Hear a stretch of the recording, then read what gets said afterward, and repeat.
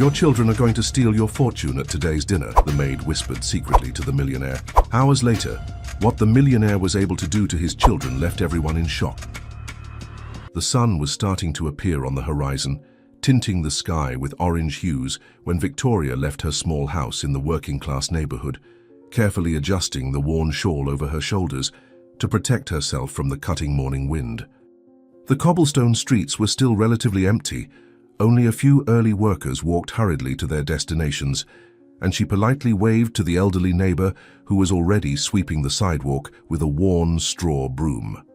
Her black shoes, mended so many times that she no longer remembered the original color of the soles, made a rhythmic and familiar noise against the irregular stones of the narrow street. She checked once more if she had locked the chipped wooden door properly, turning the doorknob 3 times, an obsessive habit of years that she couldn't abandon even knowing she had nothing of value to be stolen. "Another day of honest work that God grants me. May I be worthy of this blessing and fulfill my duties with joy," she murmured, squeezing the small crucifix that hung from her neck. The way to the Andersons' mansion normally took 20 minutes by bus when she had money for the fare, but today she decided to walk a bit before taking transportation, wanting to save as much as possible and enjoying the fresh morning air that had not yet been polluted by car exhausts. The corner bakery had been open for at least an hour, and the intoxicating aroma of fresh bread invaded the entire street, making her empty stomach growl in protest. She had only had a watery black coffee before leaving, without sugar, because it had run out 3 days ago, saving her meager savings for the basic necessities of the month that had barely begun. As she passed by the storefront misted by the vapor from the ovens, she admired with hungry eyes the golden breads and colorful sweets arranged on trays, imagining how wonderful it would be to be able to buy without worrying about every cent. "One day when I retire, I'll eat warm bread every morning," she thought with a melancholic smile. It was then that her eyes caught a small figure leaning against the lamppost near the bakery, partially hidden by the shadows of dawn. It was a boy who couldn't have been more than 8 years old, holding with trembling hands a torn piece of cardboard where he had written in a childish and shaky handwriting. As she approached, she was able to read the desperate words, "Please help, I need to buy urgent medicine for my dying mother." The boy was sitting on the cold ground, hugging his own bony knees, with a face as pale as paper and deep purple shadows under his eyes of someone who hadn't been able to sleep for many days. "Ma'am, please, for the love of God, can you help me?"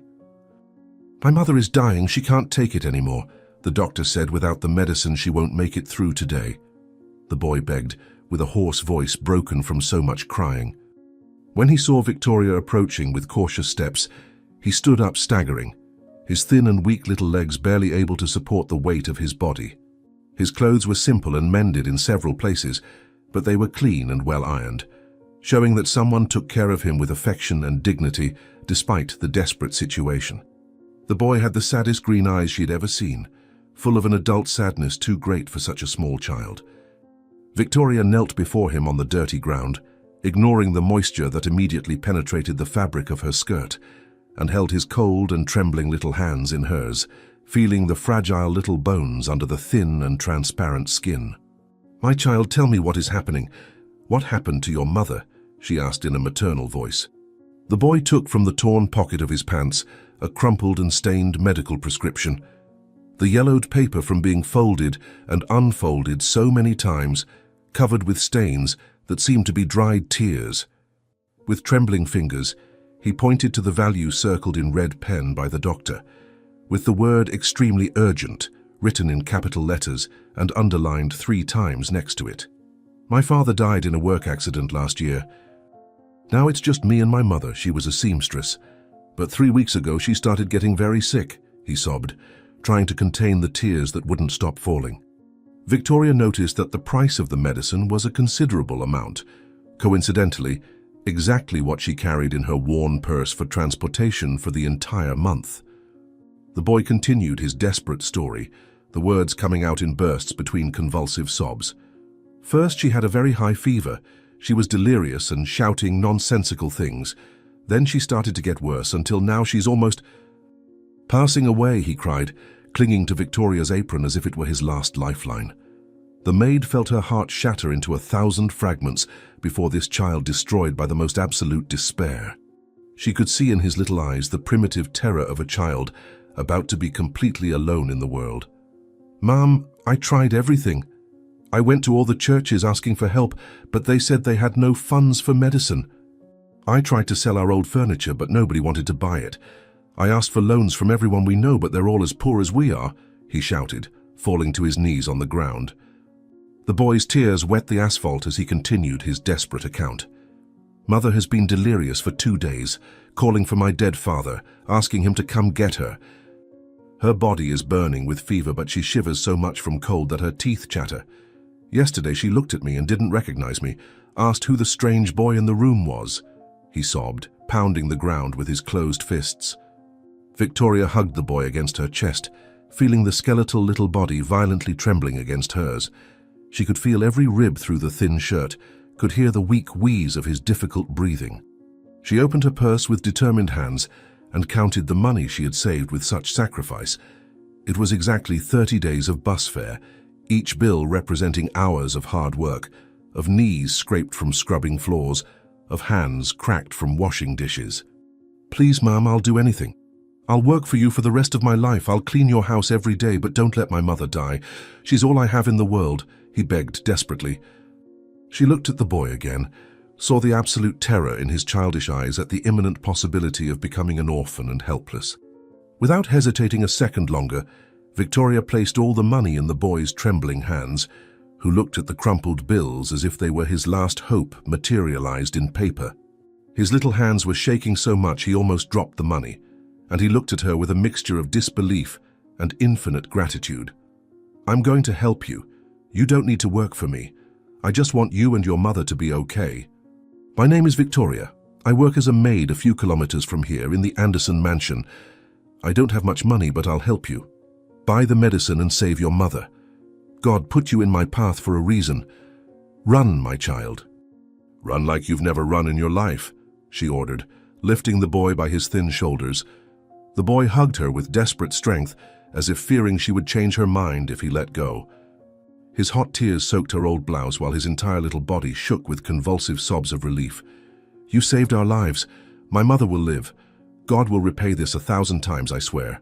I'll pray for you every day until the day I die," he shouted, already preparing to run. Victoria watched him dash off, running as fast as he could, stumbling on loose stones, but getting up without slowing down, turning the corner toward the pharmacy with the money clutched to his chest. She stood for long moments in the same place, watching the spot where he had disappeared, mentally calculating the 3 kilometers she would have to walk every day, back and forth, for an entire month under scorching sun or pouring rain. "Lord, give me strength in my legs and endurance in my body. May that child arrive in time to save his mother," she murmured as she resumed walking. Her feet were already protesting inside her tight shoes when she had walked only a few blocks. The sun was rising quickly in the cloudless sky, promising a day of infernal heat, and she already felt sweat forming on her forehead and running down her back. The streets gradually became more crowded as she advanced, vendors setting up their improvised stalls, housewives bargaining for prices of wilted vegetables, uniformed children running late for school. The smell of exhaust from packed buses, mixed with the odor of garbage, accumulated on corners. "I don't mind walking every day. I gave my bus fare money to help that boy, but I don't mind because it will save that family," she repeated mentally like a mantra. She passed the municipal market, with its nauseating smell of rotten fish and questionable meat, where fat flies buzzed over dirty counters. Vendors shouted their products with hoarse voices, trying to attract the attention of the few morning shoppers. She avoided puddles of dirty water of questionable origin, mangy dogs rummaging through garbage, beggars sleeping on sidewalks. The contrast between neighborhoods became increasingly brutal as she advanced toward the upscale area. "How can there be so much difference in such a short distance?" she thought, observing the gradual transformation. The cramped and poorly ventilated little houses, with peeling walls and patched roofs, were beginning to give way to townhouses with gardens. The potholed streets transformed into smooth asphalt. The broken sidewalks turned into Portuguese stone walkways. Soon the townhouses gave way to mansions surrounded by towering walls, covered with broken glass and electrified barbed wire. The polluted and heavy air of the periphery was gradually replaced by the artificial freshness of imported trees that shaded the impeccable sidewalks. 20 years making this journey. 20 years witnessing two worlds that never touch, she reflected bitterly. Victoria knew every meter of that social transition, had observed the obscene growth of inequality over 2 decades of service. She remembered when there were still some middle-class houses along that route, families who greeted employees cordially. Now there were only rich fortresses on one side and poor shacks on the other, with nothing in between. The Anderson mansion rose at the end of the avenue like a modern castle of glass and steel, dominating the landscape with its aggressive ostentation. How much is this house worth? Millions? And how many families could live with that money? She questioned herself as she spotted the monumental gates. The main gate was a work of art in wrought iron, with the family's initials intertwined in gold at the center. Security cameras constantly rotated, watching every movement on the street. She passed through the smaller discreet side gate for employees, showing her faded badge to the camera. The gardener had already been working for hours on the rose bushes when she passed, his calloused hands cut by thorns, pulling weeds with mechanical precision. Victoria, finally, the master woke up asking about dinner. He's more anxious than a child on their birthday, he shouted without stopping his work. She waved and hurried along the path of imported Italian stones that cut through the perfectly manicured garden. Marble fountains spouted crystalline water, Greek statues decorated the flower beds, and the lawn was cut with millimetric precision. The mansion rose in 3 floors of pure ostentatious luxury, with floor-to-ceiling windows that looked like empty eyes, judging those who approached. The white marble facade gleamed under the sun, blindingly bright. So much wealth, and the children still want more, she thought with disgust. She entered through the service door that led directly to the kitchen, and the suffocating heat of the industrial stoves hit her like a solid wall. The contrast with the air-conditioned garden was so brutal that she needed to stop for a second to adapt. The kitchen was enormous, larger than her entire house, with black granite countertops and solid wood cabinets. Polished copper pots hung from the ceiling, German knives rested in their wooden blocks, and spices from all corners of the world filled entire shelves. "Victoria, you're 15 minutes late. Tonight's dinner has to be perfect," the head cook vociferated without raising her eyes from the sauce she was stirring.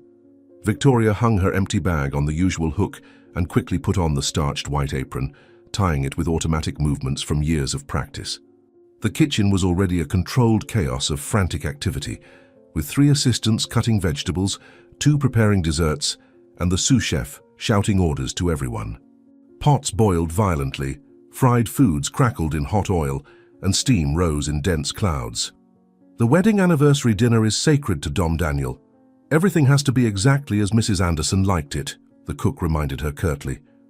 Victoria immersed herself in the work with the efficiency of 2 decades of experience, her hands moving automatically while her mind processed every detail of the elaborate menu.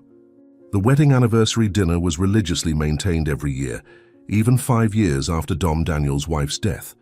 She knew every dish that should be prepared, every seasoning that would bring memories to the master, every detail that would make him smile melancholically. She began separating the ingredients for the main course, checking the quality of each item with a critical eye. "The meat has to be cooked to perfect doneness. Not a second more, not a second less," she murmured to herself. The hours passed in a blur of incessant activity. She chopped onions until her eyes watered, seasoned meats with secret spice blends, reduced sauces to the perfect consistency. Sweat constantly ran down her face and back. The heat in the kitchen was almost unbearable, but she maintained a relentless pace. Around noon, when the sun was at its zenith and the kitchen seemed like hell itself, she realized crucial ingredients were missing. "I need the special saffron and the vintage port wine. They're in the basement pantry," she announced to the cook. She descended the cold stone stairs leading to the mansion's basement, feeling the temperature drop drastically with each step. The pantry was a natural refrigerated chamber, taking advantage of the basement's constant temperature, where the most expensive and rare ingredients of the house were kept. It was a culinary treasure worth more than entire houses in the neighborhood where she lived, with wines that cost a year's salary, imported oils from century-old olive trees, truffles worth their weight in gold. Where did they store the genuine saffron? It costs a fortune, but Dom Daniel immediately notices if I don't use it, she muttered, searching through the upper shelves. The shelves extended from floor to stone ceiling, meticulously organized with labels in perfect calligraphy. Jars of homemade preserves lined up like soldiers. Cans of imported delicacies shone under the dim light. Vacuum-sealed packages preserved exotic ingredients. She searched methodically, moving bottles and boxes carefully to avoid breaking anything. It was then that voices began to pierce the sepulchral silence of the pantry, coming from upstairs through the old ventilation system. I shouldn't listen. It's rude, she thought, trying to move away. But the conspiratorial tone of the voices made her involuntarily stop, something primitive in her brain recognizing the danger in the muffled words. She immediately recognized the voices of Matthew and Eloise, Dom Daniel's 2 children, and something in the way they spoke made her blood freeze. Eloise, stop hesitating. We've reviewed the plan 1,000 times. Tonight we end this farce once and for all, said Matthew with cutting irritation. I'm not hesitating, Matthew. I'm just confirming the details. Are the transfer documents ready? Will the doctor really sign the mental incapacity report? Responded Eloise, with a cold, calculating voice that Victoria had never heard before. Victoria's blood completely froze in her veins, her hands stopping in mid-air while her brain struggled to process what she was hearing. Of course everything is ready. I paid a fortune to forge the old man's signature on the documents. During dinner, when he's crying for Mother, like the pathetic man he is, we'll put the papers in front of him. After that, we'll have control of all of Father's fortune, explained Matthew without any remorse. And if he notices, if he decides to read before signing— You know how detail-oriented he is, questioned Eloise with purely practical concern. Without a hint of remorse in her voice, Matthew laughed, a joyless sound that made the hairs on Victoria's neck stand up. He'll be tearful as he always gets on this silly date. Besides, I'll put the sedative we bought in his drink. He'll sign anything I tell him to, he revealed with evident sadistic satisfaction. Perfect. And after we have total control of the accounts and companies, we'll commit him to that nursing home we found in the outskirts. The one that looks like an old people's warehouse, completed Eloise with a cruel laugh that didn't match her angelic face. Victoria needed to hold onto the shelf firmly, her legs trembling so much that she feared falling. 20 years knowing those children, 20 years watching them grow up, and now she discovered they were complete monsters. How long do you think the old man will last in that place? I saw the photos. The conditions are questionable. Mold on the walls, bad food, nurses who don't care about the residents, asked Eloise with morbid curiosity. Who cares? The sooner he's gone, the better. We'll even save on the miserable monthly fee of the nursing home. With luck, he won't last long, responded Matthew with absolute murderous coldness. And if someone asks about him? The employees, the company partners? Questioned Eloise with false concern. We'll say he had a psychotic break, that he attacked one of us, that we had to commit him for his own good. Who will doubt it? Everyone knows he never got over Mother's death, planned Matthew with the precision of a professional killer. The shock and horror were so great that Victoria staggered backward uncontrollably, her elbow hitting a heavy ceremonial silver tray. The ancestral object fell with a deafening metallic crash that echoed through the pantry like a cathedral bell, reverberating off the stone walls and certainly reaching all nearby rooms. What was that noise? Someone's in the pantry. Someone is listening, exclaimed Eloise in panic. Heavy, rapid footsteps began descending the stone staircase, each impact echoing like war drums. Victoria desperately tried to compose herself, pretending to search for spices on the shelves, but her wax-pale face and violently trembling hands completely betrayed her. The massive oak door flew open violently, slamming against the wall, and Matthew appeared like a demonic apparition, his handsome face distorted by suspicion and anger. Victoria, how long have you been down here? He asked, closing the door behind him with a sinister thud. Matthew advanced through the pantry with calculated steps, his shadow casting over Victoria, who was still trying to control the trembling of her hands.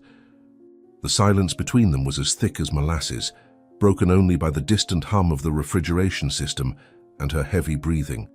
He walked slowly around her, his Italian shoes clicking against the polished stone floor. His eyes, which she had watched grow from spoiled child to cruel man, now pierced her with an intensity that made her skin tingle. "You know, Victoria, I always thought you were smarter than the other servants." "Too smart to meddle where you shouldn't," he said, stopping very close to her. She tried to step back further, but her back was already pressed against the cold shelf, with nowhere to flee. Matthew extended his hand and grabbed a random jar from the shelf beside her, pretending to examine the label, while blocking her escape route even more. His proximity was suffocating, and she could feel the angry heat emanating from his tense body. "Mr. Matthew, I only came to get the spices for your father's special dinner. The saffron was right up here," she lied, pointing to a random shelf. Eloise appeared at the pantry door, her designer dress rustling as she descended the last steps with barely disguised haste. Her high heels resonated like hammers against the stone, and her perfectly made-up face was contorted in an expression of barely contained fury. She closed the door behind her with unnecessary force, the sound echoing through the confined space like a gunshot. The two siblings exchanged a look loaded with meaning, a silent communication from years of conspiring together. "Matthew, what are we going to do with her? She obviously heard our private conversation," whispered Eloise as she approached. Victoria felt panic rising in her throat like bile, threatening to suffocate her as the two surrounded her. Her legs were shaking so much that she feared they would give way at any moment, and cold sweat ran down her back like icy fingers. Matthew leaned even closer, his face just inches from hers, and she could see the malice dancing in his dark eyes. The silence stretched for seconds that seemed like hours, until he finally spoke in a low, threatening voice. "I'll give you one chance, just one, to save your miserable job. You will go upstairs now, finish dinner, and forget everything you think you heard," he ordered. Eloise circled like a hyena, her icy blue eyes assessing every reaction, every tremor, every drop of sweat. Her expensive perfume mingled with the musty smell of the pantry, creating a nauseating combination that made Victoria's stomach turn. "Do you understand me, Victoria? Or do I need to be clearer about the consequences of your curiosity?" he said with false patience. Victoria nodded frantically, trying to appear convinced while her mind worked desperately in search of a way out. She had known these two since they were babies, had changed their diapers, prepared their bottles, cared for them when they were sick. How had they become such evil beings?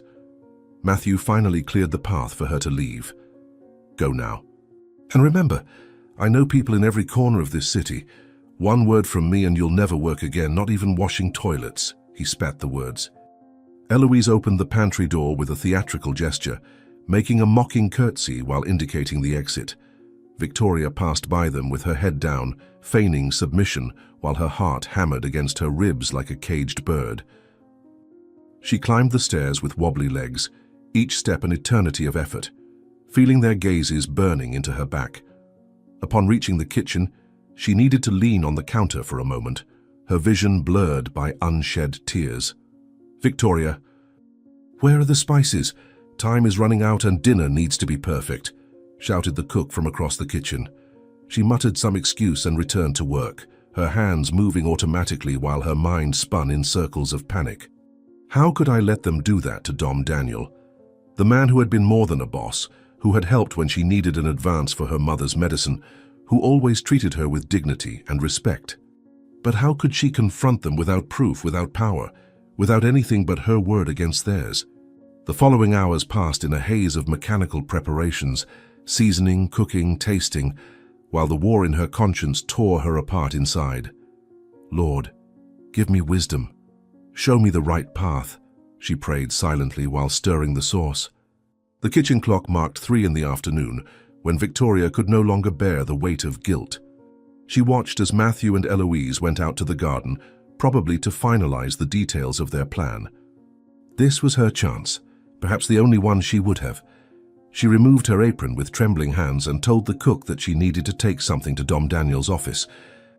She climbed the service stairs leading to the 2nd floor, her steps muffled by the thick carpet.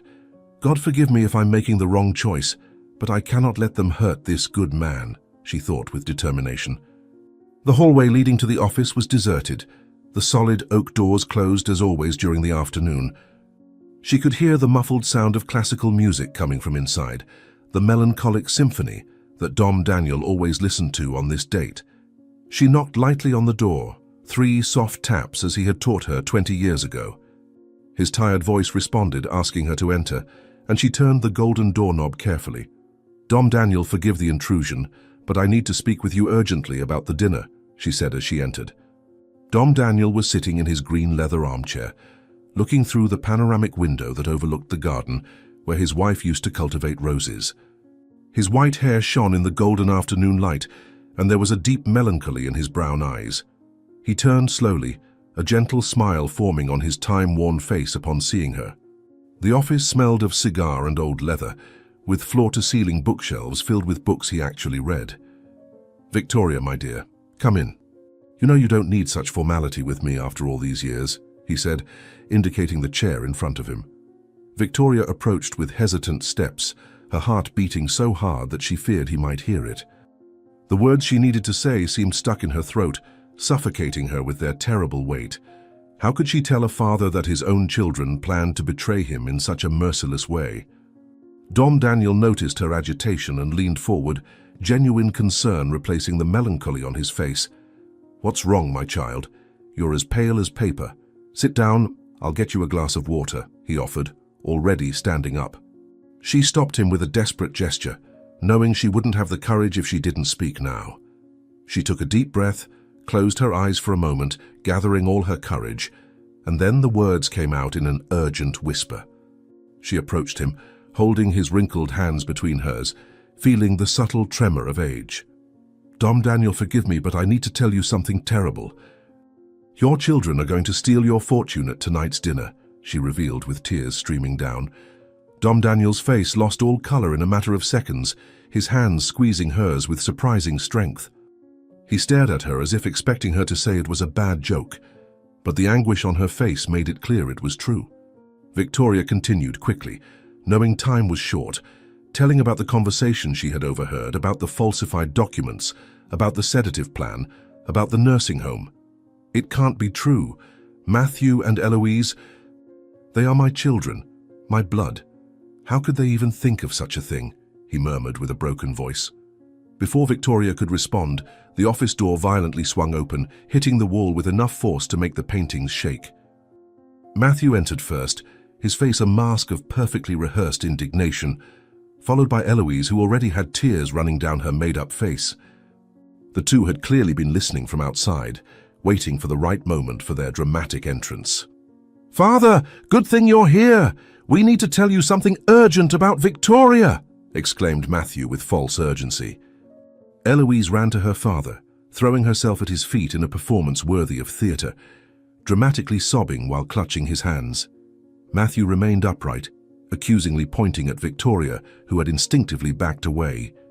The contrast between her simplicity and their calculated elegance was striking at that moment. "Father, this woman is trying to turn you against us, and we discovered the reason. She stole Mother's jewelry," accused Eloise between perfectly timed sobs. Dom Daniel looked between his children and Victoria, confusion and pain battling on his aged face. He rose with difficulty, leaning on the ebony cane that had belonged to his father. Matthew took the opportunity to strategically position himself between Victoria and the door, blocking any escape attempt. Eloise continued her performance, describing in detail how she had seen Victoria leaving the master bedroom. "Let's go to her room right now, Father. You need to see this woman's betrayal with your own eyes," insisted Matthew with venom in his voice. The group descended the stairs in a somber procession, Dom Daniel leaning on his cane, his children flanking him like guards, and Victoria following behind like a condemned woman on her way to the gallows.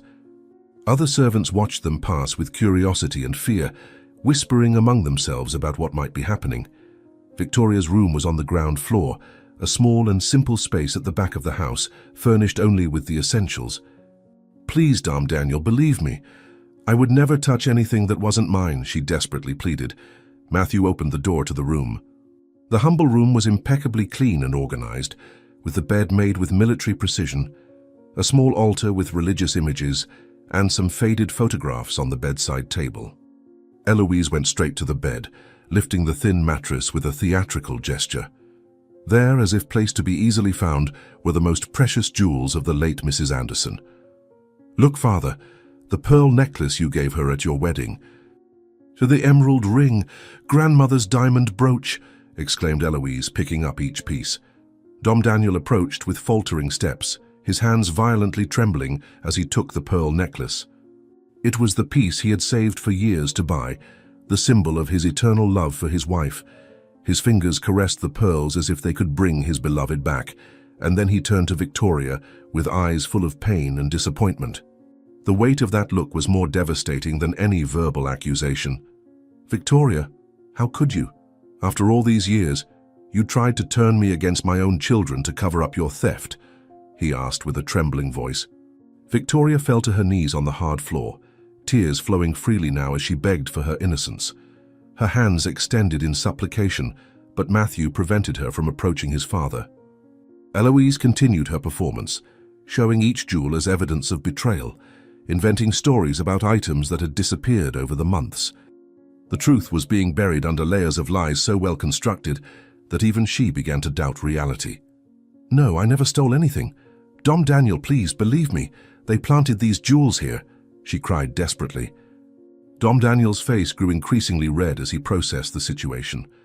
The pearl necklace hung from his hand like a silent accusation, each pearl shining in the light coming through the small window. He took a step toward Victoria, his breathing becoming increasingly labored. Matthew and Eloise exchanged quick glances of satisfaction, their plan working perfectly. 20 years, Victoria. 20 years of trust thrown away out of greed, Dom Daniel said bitterly. Suddenly, Dom Daniel's expression changed from disappointment to something much worse. His eyes widened in panic. His free hand flew to his chest, clutching his shirt as if he could tear out the pain exploding inside him. The necklace fell from his hand, the pearls scattering across the floor with a sound that seemed deafening in the sudden silence. His face went from red to a sickly grayish tone in a matter of seconds. "Father, Father, what's happening?" shouted Eloise with fake panic. Dom Daniel staggered, his cane falling with a clatter as he tried to support himself against the wall. But his legs gave way completely, and he collapsed heavily to the floor, his body making a dull sound as it hit the wooden floor. His eyes rolled back, showing only the whites, and his breathing became irregular and shallow. Victoria tried to run to help him, but Matthew held her with brutal force. "Don't touch him, you've done enough," he accused, preventing her from approaching. Eloise knelt beside her father, putting on a show of despair while checking his pulse. Her hands trembled as she cried for help, but Victoria could see the gleam of satisfaction in her eyes. Matthew picked up the phone, dialing with a calmness that contradicted the urgency of the situation. Before speaking with emergency services, he turned to Eloise and quickly whispered something that made Victoria's blood freeze completely. "Get the documents from the office. Now, before anyone shows up," he ordered quietly. Eloise rose discreetly and ran out, her heels echoing down the hallway as Matthew began his performance for the phone. His voice instantly changed to a tone of panic and desperation, shouting about his father having a heart attack, begging them to send an ambulance immediately.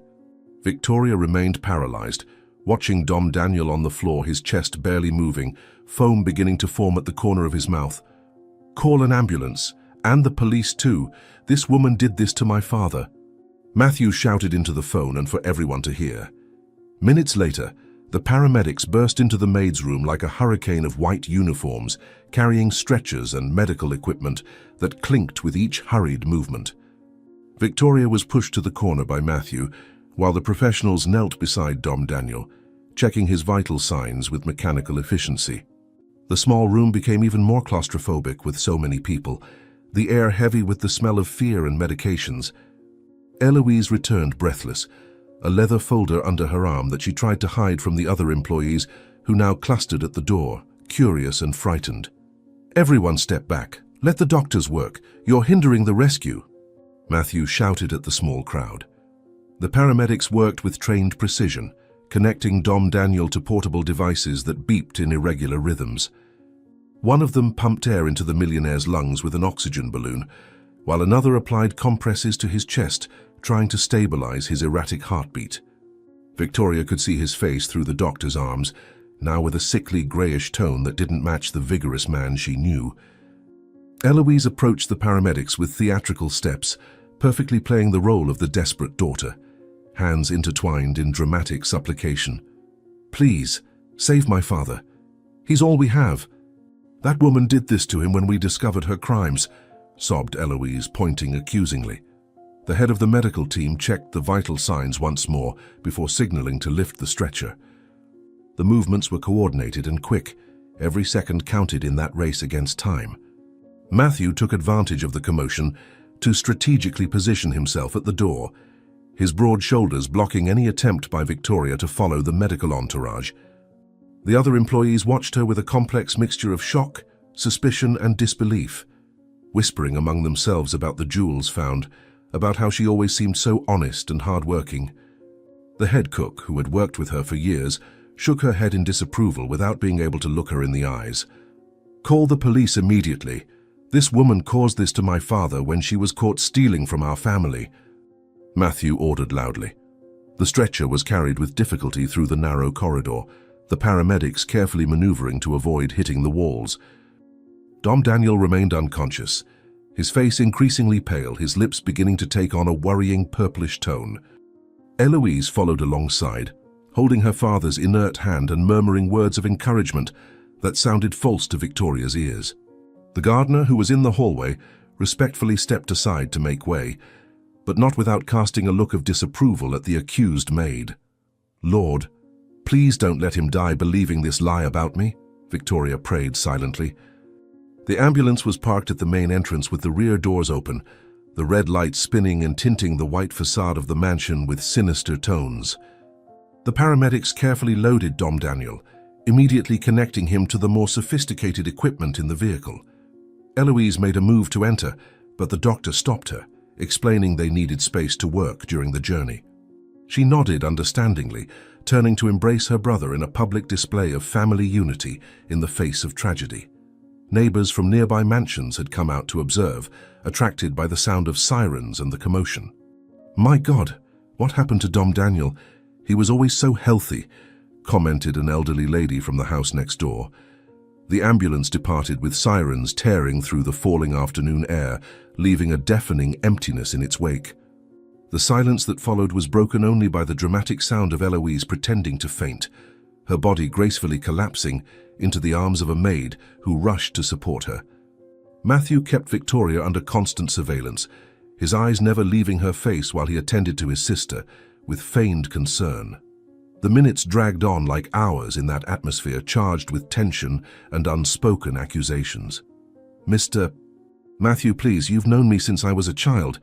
You know I would never do something like this to your father," Victoria begged, trying to appeal to any trace of humanity. Matthew approached her with measured and calculated steps, each movement designed to intimidate. His handsome face was distorted into a mask of contempt that turned her stomach. He stopped a few inches from her, close enough for her to smell the expensive perfume he wore, but maintaining a distance that demonstrated his social superiority. The other employees formed a semicircle around them, like spectators at a theatrical play. "You betrayed the trust of a man who treated you like family. You deserve every second of what you're about to experience," he said, loud enough for everyone to hear. Eloise had recovered miraculously quickly from her convenient fainting spell and now joined her brother in the performance of outraged children. She approached Victoria with perfectly timed tears running down her made-up face, her lipstick still impeccable, despite the feigned drama. Her delicate hands trembled as she pointed at the maid with growing indignation. The contrast between the siblings' elegance and Victoria's simplicity was never as evident as in that moment. "How could you do this to us? We trusted you. Father defended you when others said employees weren't trustworthy," Eloise accused with a choked voice. The sound of approaching sirens again made Victoria's heart sink further into despair. 2 police cars stopped in front of the house with tires screeching on the gravel driveway. 4 uniformed officers, descending with the authority of those accustomed to dealing with criminals. The sheriff, a corpulent man with a graying mustache and pompous air, got out of the first car, adjusting the belt where his badge hung. He greeted Matthew with the familiarity of old acquaintances, a handshake that betrayed previous meetings in exclusive social environments. "Matthew, my boy, what a regrettable situation. How is your father?" "I came personally as soon as I heard what happened," said the sheriff with rehearsed concern. Eloise approached the sheriff with trembling steps, holding his arm as if she needed support to keep from collapsing. She began to tell her fabricated version of events, with details invented on the spot, describing how she had noticed small disappearances over the months, how she had finally caught Victoria leaving the parents' room at a suspicious time. The sheriff listened attentively, making notes in a small notebook while casting severe glances at the accused. Matthew complemented his sister's narrative with more elaborate lies, creating a web of falsehoods so convincing that even the employees began to question their memories. "We found my late mother's most valuable jewels hidden under her mattress, Sheriff," Matthew explained, with studied gravity. "The police entered Victoria's room with the determination of those who already know what they will find. Under the sheriff's watchful supervision, they began to methodically search every corner of the small room. As if in a rehearsed magic trick, even more evidence planted by the siblings began to emerge. Important financial documents belonging to Don Daniel appeared inside the old wardrobe. Confidential bank statements surfaced between the pages of a Bible. Even a signed checkbook was discovered in a drawer. This was planted. "I've never seen these documents in my life. Please, someone believe me," Victoria shouted in growing desperation. Each new discovery was received with theatrical exclamations of shock from those present. Eloise covered her mouth with her hands in feigned horror. Matthew shook his head in calculated disappointment, and the other employees murmured among themselves about how they had been deceived for so long. The cook, who had always been Victoria's friend, now looked at her with suspicion. The gardener with whom she spoke every morning averted his gaze in embarrassment. The social isolation was complete and devastating. Years of relationships destroyed in minutes by well-orchestrated lies. 20 years working here, and this is what she was doing behind our backs, whispered one of the cleaners to another. The sheriff approached Victoria with a solemn and pompous air, clearly appreciating his moment of authority. He removed the handcuffs from his belt with slow and deliberate movements, the cold metal gleaming under the light coming through the window. Eloise and Matthew watched with barely disguised satisfaction as the sheriff recited the rites mechanically and disinterestedly. The click of the handcuffs closing on her wrists sounded like a death sentence for all her dreams and hopes. "Victoria Green, you are under arrest for aggravated robbery and attempted murder. You have the right to remain silent," he recited monotonously. The walk from the house to the police car was the longest and most humiliating of Victoria's life. Each step was observed by the employees who lined the corridor, as if watching a funeral procession. Some looked with pity, others with anger, but all with the certainty that they were witnessing the fall of a criminal. The sun was beginning to set, painting the sky with shades of orange and red that looked like spilled blood. The wealthy neighbors had come out of their mansions to observe the spectacle, whispering behind their ornate fences about the scandal.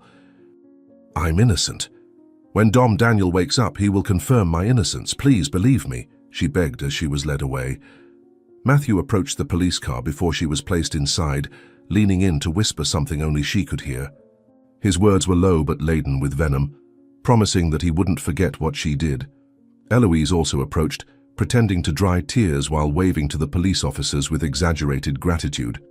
The door of the police car closed with a bang, separating Victoria from the world she knew. Through the barred window, she saw the mansion moving away, taking with it 20 years of her life. "My father trusted you. How could you do this after everything he did for you?"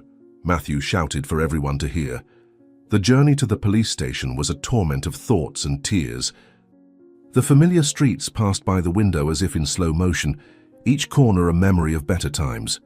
Victoria tried to process how her life had crumbled so quickly, how in a matter of hours she had gone from respected employee to accused criminal. The police officers in the front seat chatted casually about the football game, completely indifferent to her suffering. The police car passed by the place where she had given her money to the boy that morning, and the irony of the situation hit her like a punch. "I did good and received evil in return. Where is divine justice?" she thought bitterly. The police station appeared as a grey fortress in the center of the city, its high walls and barred windows promising only despair. The building seemed to suck all light and hope around it, creating an aura of hopelessness that was almost palpable. Victoria was removed from the car and led inside, passing through metal doors that closed with metallic crashes behind her. The interior was even worse than the exterior, with poorly lit corridors and the penetrating smell of cheap disinfectant mixed with less pleasant odors. "Full name and date of birth?" asked a bored police officer behind a counter. The booking process was humiliating and dehumanizing. Her fingerprints were taken with black ink that stained her fingers as if marking her guilt. The photo with the identification plate was the moment she felt her identity being erased, reduced to just another number in the system. Her personal possessions were catalogued and confiscated one by one, including the small worn rosary that had belonged to her mother. She begged to keep it, explaining its sentimental value, but the officer just shrugged and threw the sacred object into a cardboard box. "Please, it's the only memento I have of my mother. It has no monetary value," she pleaded uselessly. The sheriff had disappeared into his air-conditioned office, leaving her in the hands of subordinate officers who treated her with the indifference reserved for just another common criminal. None of them cared about her protestations of innocence. They had all heard the same stories hundreds of times. Victoria was led through the labyrinthine corridors of the police station, passing by cells crammed with hopeless faces that observed her with morbid curiosity. "Another rich girl who got screwed. Welcome to hell," someone shouted from one of the cells. The women's cell was at the end of the darkest and dampest corridor, a space that was originally supposed to accommodate 4 people, but was packed with at least 8 women. The smell emanating from there was a nauseating mixture of sweat, urine, and concentrated human despair. The walls were covered with black mold that seemed to spread like a disease, and the cement floor was stained with substances that were better left unidentified. The only window was small and barred, allowing only a thread of natural light that barely illuminated the gloomy interior. "Get in now! I don't have all night to waste on you!" ordered the jailer, opening the rusty gate. Victoria was pushed into the cell, and the door closed with a metallic crash that reverberated in her bones like a death knell. She looked around, searching for an empty space, but all corners were already occupied by women in various stages of despair. Some slept piled together like animals, others talked in low voices about their crimes and misfortunes, and some just stared into emptiness with dead eyes. There weren't enough bunks, forcing several to sleep on the cold, damp floor. "Look here, another madam who thought she could steal and get away with it," commented a woman with missing teeth. With no choice, Victoria settled in the only available space, near the bars and the bucket that served as the communal bathroom. The smell was unbearable, making her empty stomach turn in protest. She hugged her knees against her chest, trying to make herself as small as possible, while tears silently ran down her face. The reality of her situation hit her in devastating waves of despair. She had no money to pay bail, having given her last savings to the needy boy. She had no close relatives to contact, no lawyer to defend her, nothing but her word against the powerful Andersons. "God, why are you allowing this? I only tried to help, only tried to do the right thing," she whispered between sobs. The hours in the cell dragged on with torturous slowness, marked only by the gradual change of light coming through the small window. The heat of the day gave way to the cold of night, and Victoria trembled both from cold and fear. Some women snored loudly, others moaned in their nightmares, and some whispered about impossible escape plans. Hunger began to make itself strongly felt, reminding her that she hadn't eaten anything substantial since her frugal breakfast. Her stomach growled in protest, but she knew that prison food when it came would be worse than hunger. "Hey, rookie, crying won't solve anything here. Better get used to your new home," said a harsh voice. An imposing figure rose from the darkest corner of the cell and approached her with heavy steps that made the floor tremble. Vandalia, as the others called her with respect and fear, was a woman who seemed to have been carved from granite. Her face was a map of scars that told stories of violence and survival, and her eyes were as hard as black diamonds. She sat heavily beside Victoria, occupying the space with the authority of one who reigned in that small kingdom of misery. The other women respectfully moved away, clearly recognizing the unwritten hierarchy of the cell. "So you're the little maid who tried to rob the rich family and then tried to get rid of the millionaire?" "I heard the guards commenting on your story," asked Vandelaya with a smile that didn't reach her eyes. Victoria raised her eyes, swollen from crying so much, meeting Vandelaya's penetrating gaze. With a choked and desperate voice, she began to tell her version of the story, about the children's plot, about the planted jewelry, about the terrible injustice she was suffering. The words came out in a torrent, as if by telling them she could make anyone believe in her innocence. Vandelaya listened with an indecipherable expression, occasionally exchanging meaningful glances with other inmates who had approached to listen. The silence that followed when she finished was as heavy as lead. "Darling, in here everyone is innocent. Everyone was wronged. Welcome to the Club of the Forgotten," Vandelaya laughed bitterly. The night advanced slowly, bringing with it a darkness that seemed to penetrate not only the cell, but also the soul.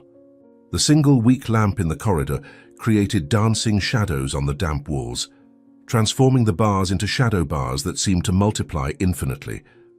Victoria tried to pray the prayers her mother had taught her, but the words seemed empty in that place abandoned by God. "Mother, if you're hearing me from heaven, please intercede for me with God."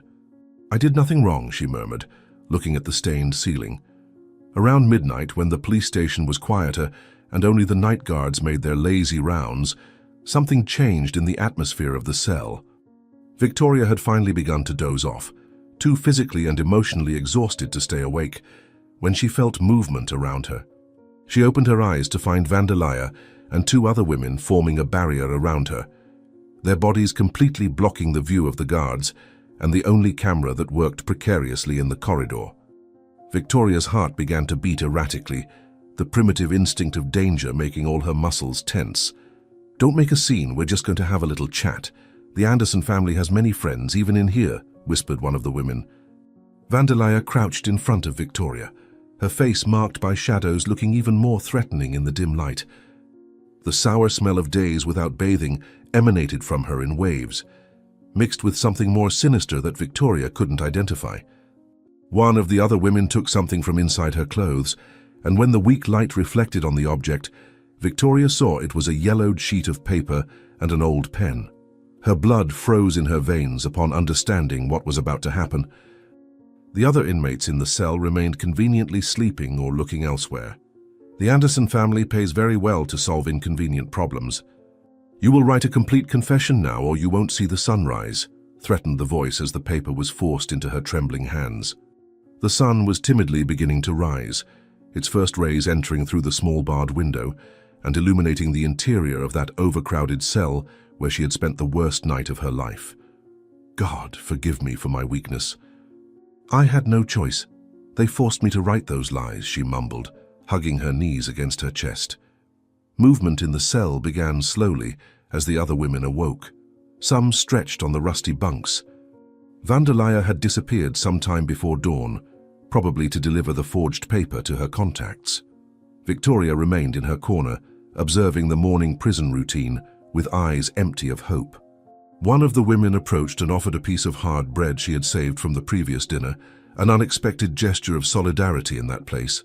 "Eat something, girl. You'll need strength for what's ahead." "Justice here is slow, but sometimes it arrives," said the woman with a tired voice. Meanwhile, at the city's most luxurious private hospital, the presidential suite had been specially prepared for Don Daniel Anderson.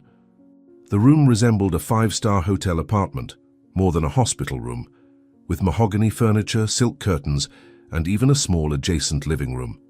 The city's best doctors had been summoned to care for the millionaire, and specialized nurses took turns to ensure constant attention. Matthew and Eloise had installed themselves in the living room, pretending a concerned vigil, while actually planning their next moves. "Eloise, have you checked if the confession has arrived yet?"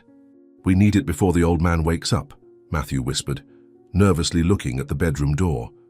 Eloise checked her cell phone for the 10th time that morning, waiting for the message that would confirm the forged document was in their hands. She had coordinated everything through intermediaries, ensuring nothing could be traced back to them. The plan was simple but effective. Present the confession to their father as final proof of Victoria's guilt, leave him emotionally shaken, and then get the necessary signatures while he was still vulnerable. Years of planning had led to this moment, and they couldn't afford to fail now. It just arrived. The messenger is coming up now. Prepare the transfer documents. We need to act quickly, she responded, putting away her phone. Don Daniel was slowly beginning to wake, his consciousness emerging through the layers of sedatives that had been administered during the night. The first sensation was disorientation, not immediately recognizing his surroundings. The ornate ceiling with golden moldings was definitely not from his home, and the antiseptic smell mixed with fresh flowers indicated a hospital. His throat was dry and painful, probably from the tube they had placed to help him breathe. He tried to raise his hand to touch his face, but the movement was slow and uncoordinated, as if his limbs weighed tons. Where am I? What happened to me? How much time has passed? He whispered in a hoarse, weak voice. The monitors beside the bed began beeping more rapidly as Don Daniel regained full consciousness. A nurse quickly entered the room, checking vital signs and adjusting the intravenous medication. She smiled professionally and informed him that he was at São Lucas Hospital, that he had suffered a cardiac event but was recovering well. Matthew and Eloise entered right behind her, their faces perfectly composed into masks of filial concern. Eloise rushed to the bedside, convenient tears already sprouting from her eyes, while Matthew maintained a more contained but equally false expression. "Father, thank God you're awake. We've been by your side all night praying," exclaimed Eloise, holding his hand. Don Daniel blinked several times, trying to clear his vision blurred by medications. "Your children seemed genuinely concerned, but something in their movements appeared rehearsed, artificial. Perhaps it was just his imagination, or the effects of the medication, but he couldn't shake the feeling that something was wrong." Eloise helped him drink water through a straw, the cool liquid relieving the dryness in his throat. Matthew adjusted the pillows so he could be more comfortable, each gesture calculated to seem attentive. "How long was I unconscious? Has the doctor said when I can go home?" asked Dom Daniel, trying to orient himself. Matthew assumed the role of spokesperson, explaining with clearly memorized medical details about what had happened. According to him, Dom Daniel had suffered an acute myocardial infarction, triggered by the emotional stress of discovering Victoria's betrayal. The doctors had managed to stabilize him, but he would need to remain under observation for a few days and then have absolute rest at home. Eloise complemented the narrative with comments about how the entire family was shaken, how the household staff was shocked, how the news had spread throughout society. "The doctor said you were very lucky. If we hadn't acted quickly, it could have been fatal," said Matthew in a grave tone. The mention of Victoria stirred Dom Daniel's memory. Fragments of the previous day began to return like flashes from a poorly edited film. He vaguely remembered jewelry, accusations, Victoria pleading innocence, but everything was hazy and confused. He tried to concentrate, to force the memories to organize themselves, but his mind was still slow from the medications. There was something important he needed to remember, something about Victoria that didn't fit the narrative his children were presenting. Why would she have done something like this after 20 years of loyal service? "Victoria, where is she?" "What happened after I fainted?" he asked, carefully observing their reactions. Eloise and Matthew exchanged quick, meaningful glances before Eloise took the lead.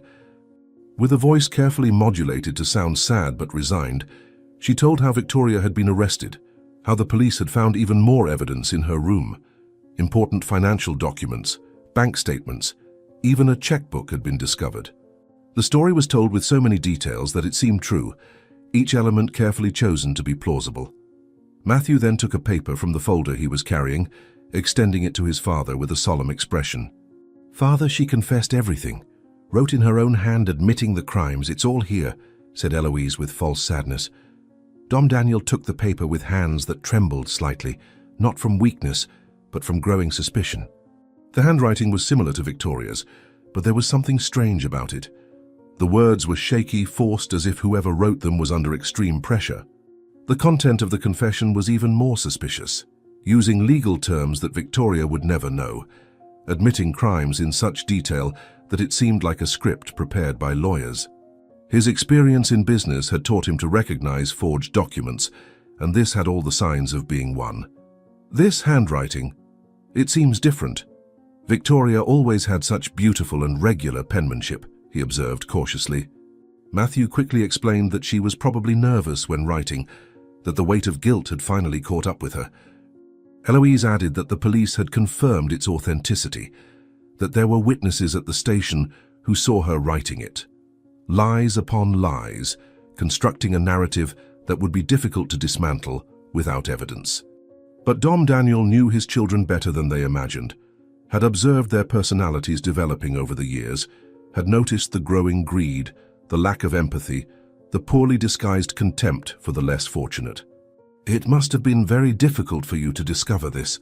We always trusted her so much," he said, testing the waters. It was then that Matthew saw his opportunity. With studied movements, he spread various documents over the hospital bed, explaining that they were necessary measures to protect the family's assets. Powers of attorney, transfers, bank authorizations, all presented as urgent formalities that needed to be resolved before other dishonest employees tried to take advantage of the situation. Eloise already had a Mont Blanc pen prepared, uncapped and ready to be used. Their haste was palpable, almost desperate, and this only confirmed Dom Daniel's suspicions. "Father, you need to sign these documents now." "The banks are worried, the investors are nervous," insisted Matthew, leaning over the bed. Dom Daniel pretended to have difficulty reading, bringing the papers close to his eyes and then moving them away. In truth, his vision was perfectly clear, and he could read every word of those treacherous documents. They weren't simple temporary powers of attorney, but complete transfers of power, documents that would make him legally incompetent, surrenders of rights over companies he had built through decades of work. If he signed those, he would be handing everything over to his greedy children. The audacity of the scheme was impressive in its cruelty. "My vision is blurry because of the medication. I can't read properly." "Perhaps we should wait a few days," he said, returning the papers. Eloise immediately intensified the emotional pressure, holding her father's hand tightly and looking into his eyes with feigned pleading. She spoke about how the partners were worried, how rumors were circulating about his health, how important it was to show that the family was united and in control. Matthew added arguments about legal deadlines, about windows of opportunity that would close, about the need to act before the situation with Victoria created more scandal. Every word was chosen to create urgency and pressure. "Eloise, Matthew, you seem very anxious. These papers can wait until I recover better," said Dom Daniel, maintaining his composure. Frustration began to show on his children's faces. Matthew moved away from the bed and walked to the window, his hands closed into fists that he tried to hide in his pockets. Eloise continued holding her father's hand, but her grip was getting stronger, her fingers digging slightly into his skin. The veneer of filial concern was beginning to crack, revealing the greed underneath. Dom Daniel observed everything with eyes that pretended fatigue, but were alert, memorizing every reaction for future use. "I need to consult my lawyer before signing anything. Call Dr. Allen, please," he ordered with sudden firmness. The reaction was immediate and revealing. Eloise released her father's hand as if she had received an electric shock, her eyes widening in poorly disguised panic. Matthew turned abruptly from the window, his face contorting in irritation before he could control his expression.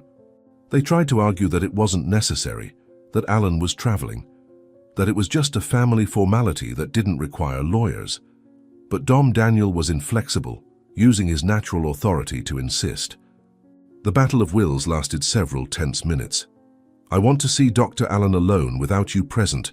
It's my right and my wish," declared Dom Daniel, ending the discussion. Without alternative, Matthew and Eloise collected the documents with barely contained abrupt movements. Eloise tried once more to appeal to the emotional side, talking about family trust, about how hurt they were that their father didn't trust them. Matthew was more direct, almost threatening, mentioning that the delay could have serious consequences for the family business. But Dom Daniel simply closed his eyes and pretended to be too exhausted to continue. The children left the room whispering furiously between themselves. "Nurse, I need to make an urgent and private call," called Dom Daniel as soon as he was sure they were far away. The nurse brought Dom Daniel's cell phone, which was kept with his personal belongings. With determined fingers, he dialed the private number of Dr. Allen, his lawyer and friend of 3 decades. The call was brief but urgent, with Dom Daniel asking Allen to come immediately to the hospital with maximum discretion. He specifically mentioned the hidden security cameras in the mansion, those that only the two of them knew about. Alan, perceiving the gravity of the situation, promised to arrive within an hour. "Alan, it's a matter of life and death. Bring your laptop and check yesterday's recordings," instructed Dom Daniel before hanging up. While waiting, Dom Daniel pretended to sleep when Matthew and Eloise returned to the room. Through his half-closed eyelids, he observed them constantly checking the clock, exchanging messages on their phones, clearly coordinating something. Eloise mentioned something about a doctor who would arrive soon, which made Dom Daniel even more alert. Matthew responded in monosyllables, his attention divided between watching his father and planning the next steps. The tension in the room was thick as molasses. "He has to sign today, Eloise. We've already spent too much on contacts at the police station," whispered Matthew, thinking his father was asleep. Dr. Allen arrived exactly 1 hour later, entering the room with his worn leather briefcase and a tablet under his arm. His normally serene face showed genuine concern upon seeing the state of his old friend. Matthew and Eloise tried to prevent his entry, arguing that their father was sleeping and couldn't be disturbed. But Alan ignored them with the authority of someone who had permanent legal power of attorney.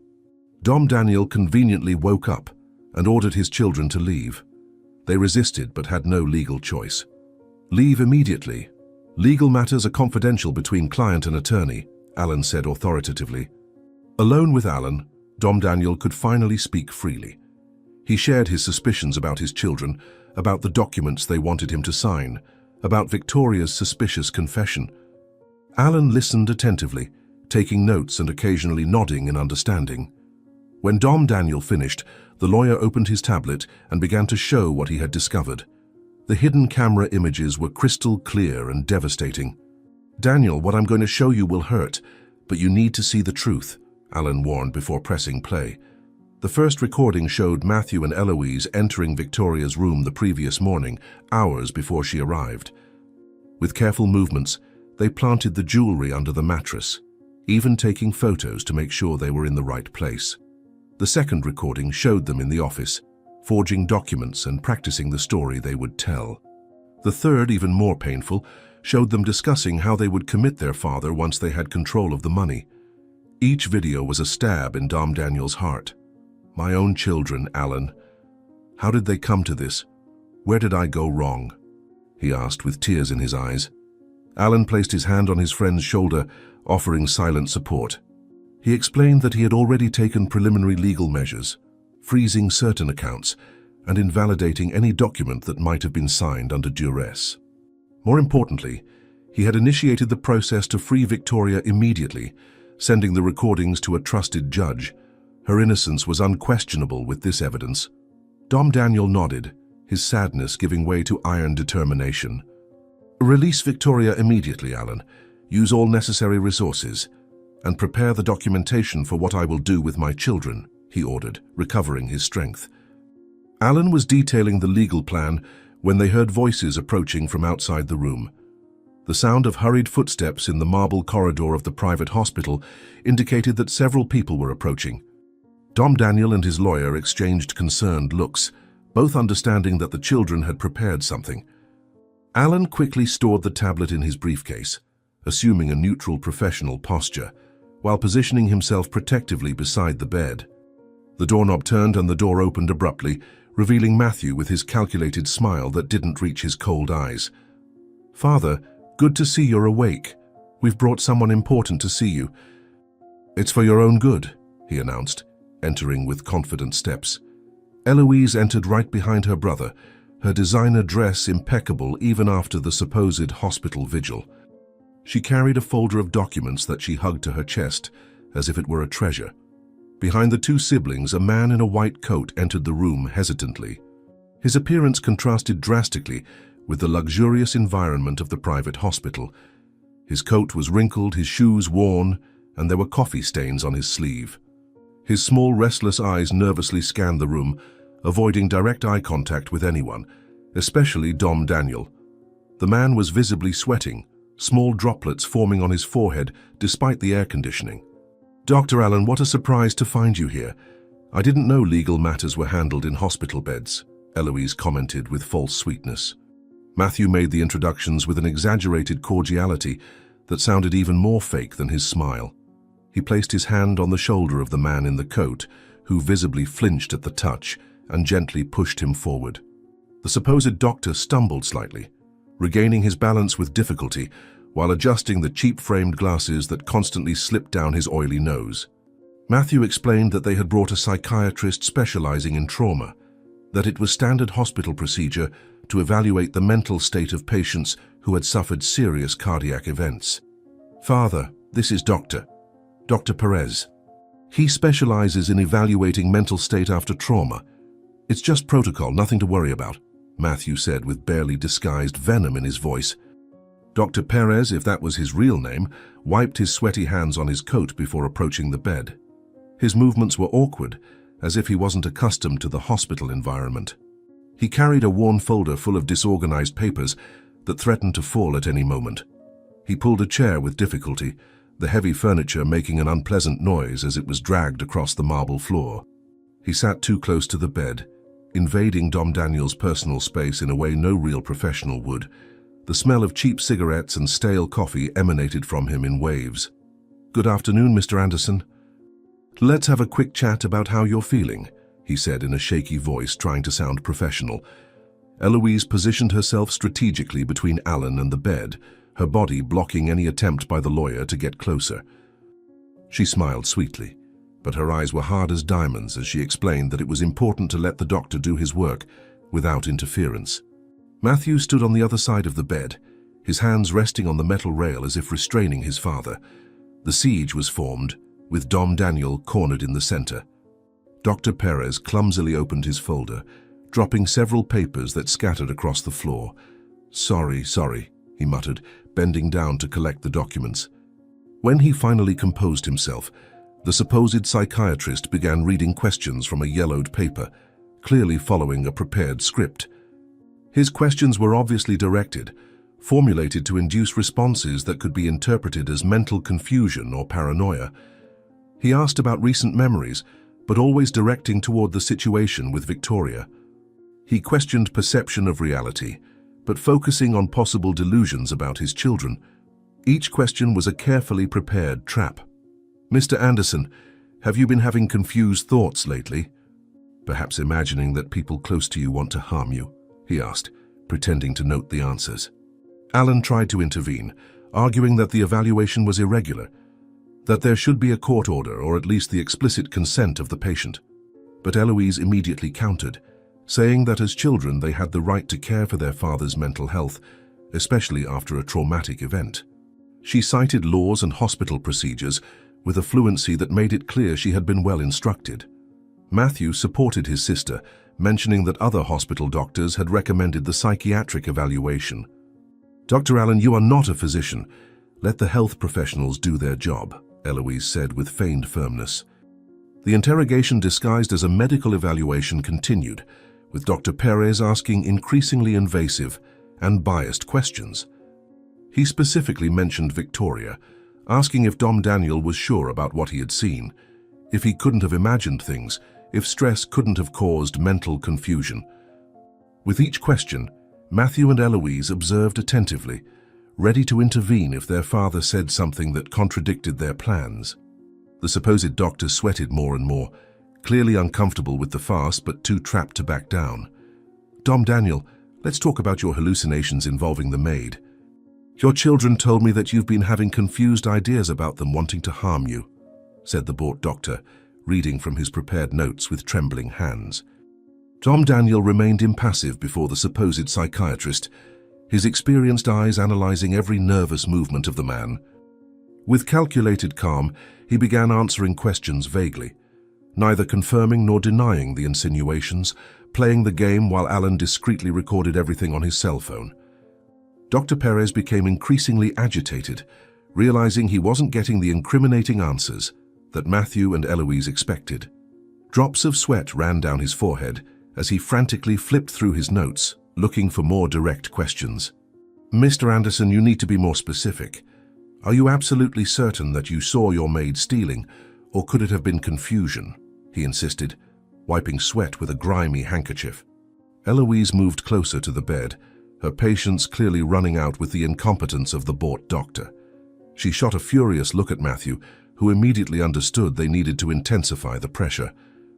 The brother leaned over his father, his voice low but loaded with veiled threat, as he suggested that perhaps the trauma had affected more than just the heart.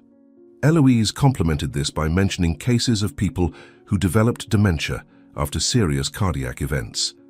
The psychological siege was cruel and coordinated. "Dad, you need to accept medical help. We don't want to have to take more drastic measures to protect you," said Matthew with false concern.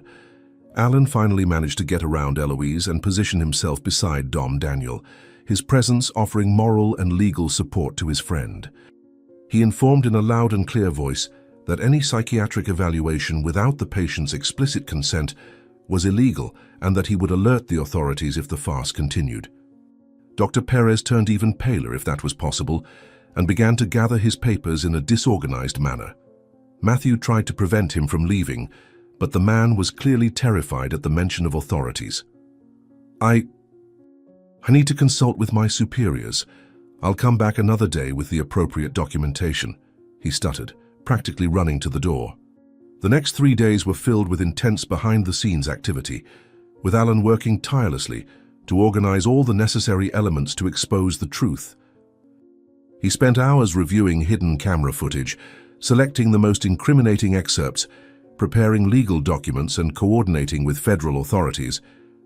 The federal police had been involved due to the gravity of the crimes, including corruption of public officials and document forgery. Meanwhile, Dom Daniel maintained the facade of weakness and confusion whenever his children visited him in the hospital, leaving them increasingly confident that their diabolical plan might still work. "Alan is working against us. We need to act before he ruins everything," Eloise whispered to Matthew during one of their visits. Victoria's release had been a complex operation requiring not only the camera evidence but also testimonies from other witnesses Alan had located. The attorney discovered that the corrupt police chief had a history of irregularities, and under pressure from federal police, he quickly confessed to having received bribes from the Anderson siblings. Vandelaya, the inmate who had coerced Victoria into writing the false confession, was also located and, in exchange for a reduced sentence, confirmed she had been paid by the family to pressure the housekeeper. Each piece of the criminal puzzle was being meticulously assembled. "Dr. Allen, Ms. Victoria has been released and is in a secure location awaiting instructions," a federal agent informed him by phone. On the morning of the 3rd day after the incident with the fake psychiatrist, Dom Daniel finally received his official hospital discharge. The real doctors, those who hadn't been bought or coerced, confirmed that he was in perfect mental and physical condition to return home, requiring only moderate rest and heart medication. Matthew and Eloise protested vehemently, arguing that their father still wasn't well, that he needed more observation, that it was dangerous to let him leave. But their objections were ignored by the professional medical team. "Your father is perfectly fit for discharge, Mrs. Anderson. There is no medical justification to keep him here," the chief cardiologist said firmly. The return to the mansion was carefully orchestrated by Alan, who had arranged a discreet federal police escort. 3 unmarked cars followed the private ambulance transporting Dom Daniel, ensuring there would be no attempt at interception or interference by the children. Matthew and Eloise followed in their imported car right behind, frantically discussing how to regain control of the situation that was rapidly slipping from their hands. The desperation was palpable in their voices as they tried to formulate a new plan. "When we get home, we have to convince him somehow. It's our last chance," Matthew said, gripping the steering wheel tightly. The Anderson mansion seemed different when Dom Daniel crossed its gates, not physically, but in the atmosphere that permeated every corner. Victoria's absence was felt by all the staff, who worked in sepulchral silence, still processing the traumatic events of the last few days. The gardener who had witnessed Victoria's arrest kept his head down in shame for having believed the lies. The head cook, who had worked side by side with Victoria for years, compulsively cleaned already clean countertops, unable to process how she had doubted her colleague. "Welcome back, Mr. Anderson. We've prepared everything as requested by Dr. Allen," the substitute housekeeper said nervously. Dom Daniel walked slowly through the house, observing every detail with new eyes, eyes that now saw the true nature of his children. He passed through the hallway where family photos decorated the walls, images of happier times when there was still innocence, or at least the illusion of it. He stopped in front of his late wife's portrait, silently wondering what she would think of all this, if she would have seen the signs he had ignored. The main room had been prepared according to his specific instructions, with extra chairs arranged in a semicircle and the large television positioned so that everyone could see clearly. "Carmen, my love, give me strength to do what needs to be done," he murmured, touching the portrait. Alan was already in the room when Dom Daniel entered, along with 2 federal agents who remained discreetly positioned at the entrances. The lawyer had organized all the documents in meticulously labeled folders, each containing specific evidence of different crimes. There was also a laptop connected to the television, ready to display recordings from hidden cameras. The preparation had been thorough. Nothing could go wrong at this crucial moment. Matthew and Eloise entered the room minutes later, their faces showing a mixture of confidence and nervousness. "Father, we can finally talk in peace in our home as a family," said Eloise, trying to sound affectionate. Dom Daniel sat in his patriarchal armchair, the one that had belonged to his father and his father's father before him, a symbol of generations of honor and hard work that was now being stained by the greed of his own descendants. He watched his children settle on the sofa in front of him, Eloise nervously adjusting the folds of her expensive dress, while Matthew kept his folder of falsified documents firmly clutched. The initial silence was heavy, loaded with tension and unspoken expectations. Everyone in that room knew something significant was about to happen. "Before we begin our family conversation, I need you to know that I've taken some measures," Dom Daniel began with a firm voice. The main door of the room opened and the people Alan had summoned began to enter. First, 2 federal police agents in civilian clothes, their badges gleaming under the crystal chandelier light. Their presence immediately changed the dynamics of the room, making Matthew and Eloise exchange alarmed glances. Then 3 journalists from the city's main media outlets entered, including the editor-in-chief of the most influential newspaper, all carrying recording equipment and notepads. Eloise stood up abruptly, her face losing color as she understood this was not a simple family meeting. "Father, what does this mean? Why are these people here?" she asked with a trembling voice. Lastly, to the absolute shock of the siblings, Victoria entered the room. She was escorted but clearly free, dressed with dignity in simple but clean clothes, her face showing the marks of recent suffering, but also an inner strength that had sustained her through the nightmare. Her eyes met Dom Daniel's, and he could see the mixture of gratitude and sadness for him in them. Matthew jumped from the sofa as if he had been electrocuted, pointing accusingly at Victoria. Eloise screamed in indignation, her hands visibly trembling. "This is absurd. This criminal shouldn't be here. She tried to destroy our family," Eloise shouted hysterically. Dom Daniel raised his hand asking for silence, his natural authority still intact despite everything. He gestured to Alan, who immediately turned on the state-of-the-art television that occupied almost an entire wall of the room. The screen came to life, showing high-definition images from hidden security cameras, the digital date and time flashing in the upper right corner. The first scene showed the corridor leading to Victoria's room, empty and silent in the early hours of the morning. Then, 2 figures appeared, moving stealthily despite believing they were alone. "This isn't possible." There were no cameras in that corridor. "We checked," exclaimed Matthew, turning pale. The recording continued relentlessly, showing Matthew and Eloise entering Victoria's room with a bag. The camera had captured everything in crystal clear detail. Eloise taking the jewelry from the bag one by one, Matthew indicating exactly where they should be placed under the mattress. They had even taken photos with their cell phones to ensure everything was positioned correctly to be easily found. The premeditation was undeniable, each movement calculated and deliberate. The journalists wrote frantically, some taking pictures of the screen, others recording videos. "My God, this is proof of criminal conspiracy," muttered one of the journalists. Alan switched to another video, this one showing Dom Daniel's office at another time. Matthew appeared alone, sitting in his father's chair, practicing his signature on various documents. He laughed as he compared the signatures, perfecting the forgery. Then Eloise entered, and they openly discussed the plan, mentioning values, overseas accounts, and the cheap nursing home where they intended to commit their father. Each word was a stab in Dom Daniel's heart as he watched his children coldly planning his destruction. "We raised you with love, gave you everything, and this is how you repay us," said Dom Daniel with a choked voice. The next video was a legally obtained audio recording of a phone conversation. Matthew's voice was unmistakable, negotiating with someone identified only as prison contact about how to pressure Victoria. He mentioned specific values: 15,000 to make her sign the confession, plus 5,000 if they managed to get her accidentally hurt to make her look guilty.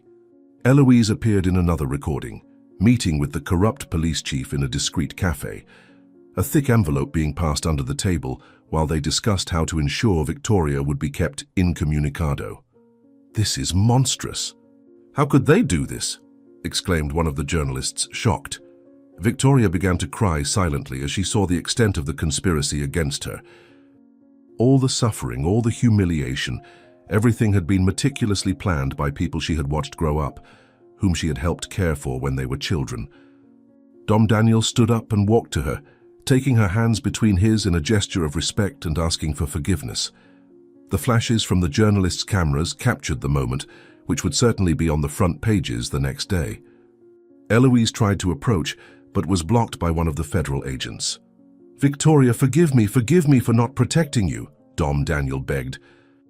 Alan presented more evidence, including bank statements showing suspicious transfers from Dom Daniel's accounts that Matthew had made using forged signatures over the past few months.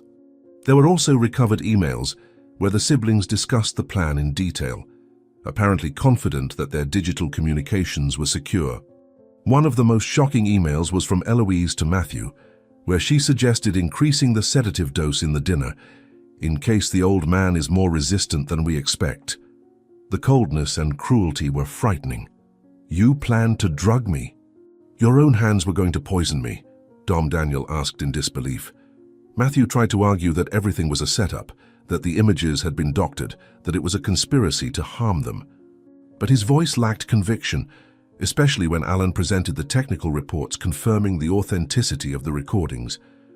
3 independent experts had analyzed the material and confirmed there were no signs of editing or manipulation. Eloise tried a different approach, falling to her knees and begging for forgiveness, saying she had been coerced by Matthew, that she never wanted things to go so far. "Father, please, it's all a lie. I can explain," she desperately lied. The federal agents began to position themselves, clearly preparing to act. The lead agent, a middle-aged man with a serious face and military posture, stepped forward and began to speak in an official voice. He explained that based on the evidence presented, arrest warrants had been issued against Matthew and Eloise Anderson for an extensive list of crimes. The reading of the charges was long and detailed, each crime explained with its potential penalties. The journalists recorded every word, knowing they were witnessing one of the biggest scandals in local high society. "Matthew Anderson and Eloise Anderson, you are under arrest for criminal conspiracy, forgery, active and passive corruption," the agent began. Eloise theatrically fainted upon hearing the complete list of charges, her body collapsing on the expensive Persian carpet. But even her fainting seemed calculated, a last attempt to gain sympathy or postpone the inevitable. Matthew, on the other hand, exploded in fury, shouting threats in all directions. He tried to run for the door but was quickly restrained by the agents. His mask of respectable son had completely fallen, revealing the greedy and cruel man he had always been. The house staff who had gathered at the door to watch observed in shock as the drama unfolded. "You'll pay for this. My lawyer will destroy all of you," Matthew shouted while being restrained. Eloise was revived with smelling salts, only to also be handcuffed. Her designer dress was wrinkled, her expensive makeup smeared in black trails down her face. The image of the always impeccable socialite had been completely destroyed. She alternated between hysterical sobs and whispered threats, promising revenge against everyone who had participated in her downfall.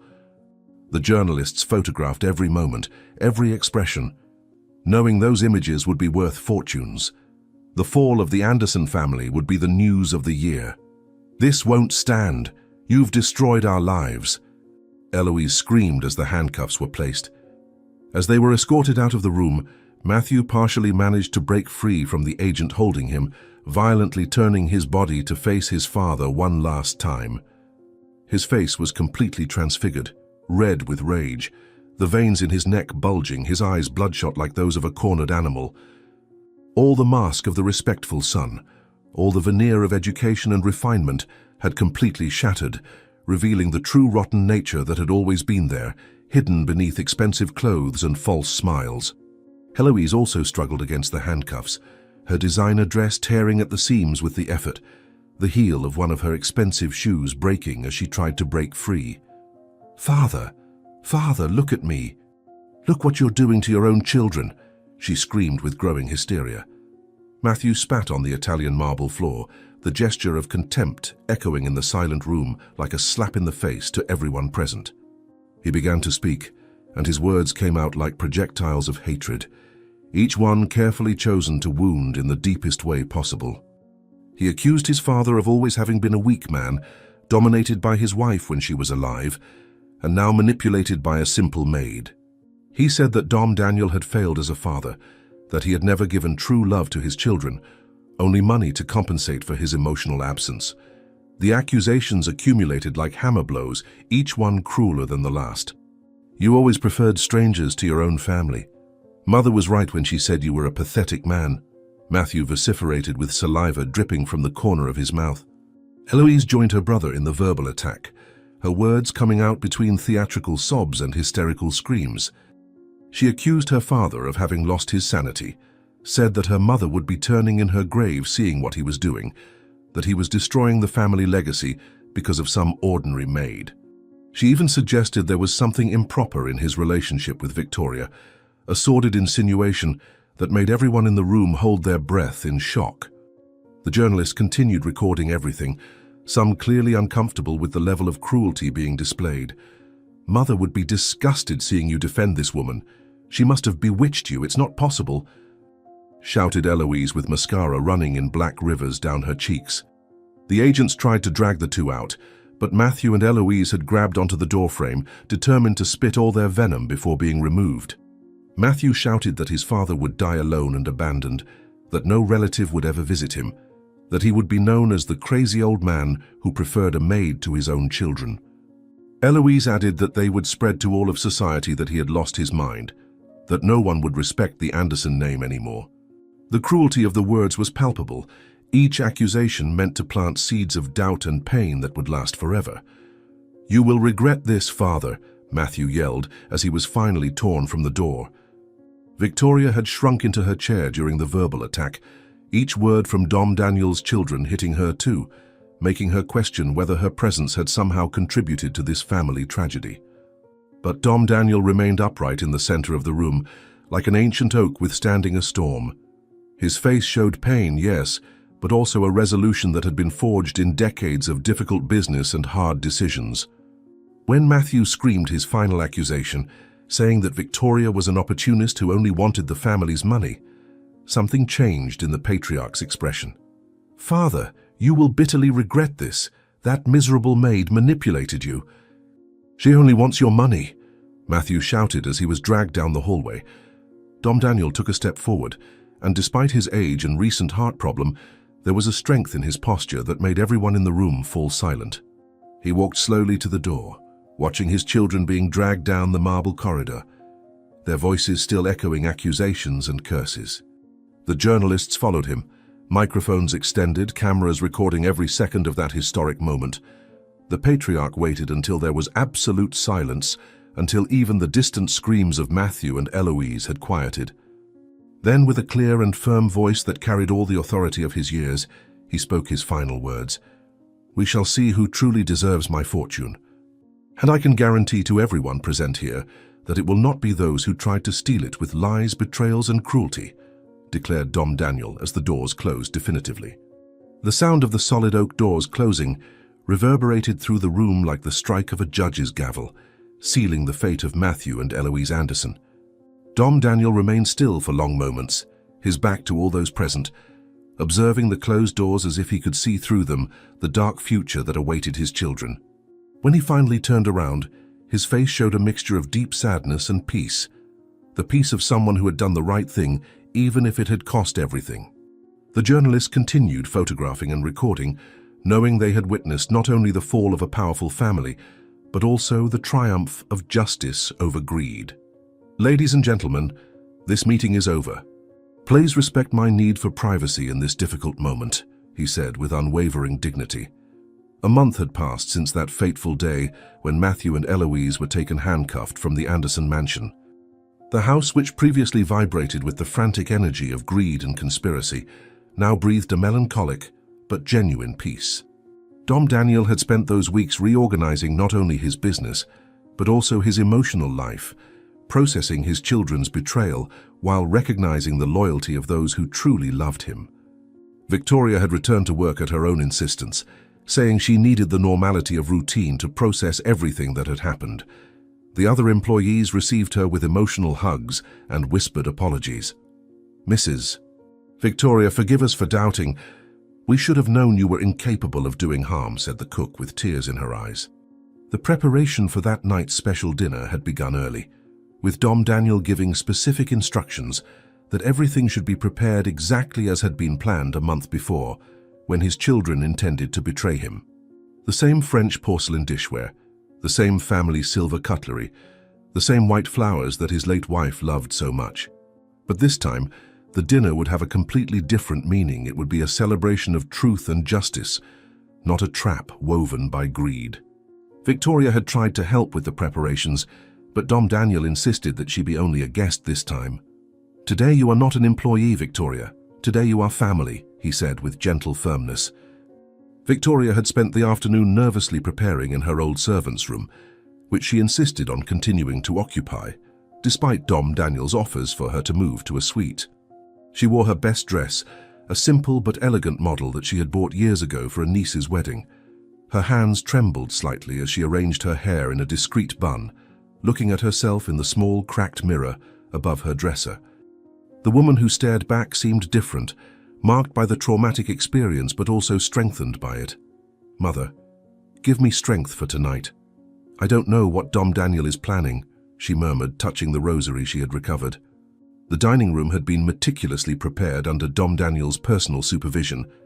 The large mahogany table gleamed under the light of the crystal chandelier, each glass positioned with millimetric precision, each plate perfectly aligned.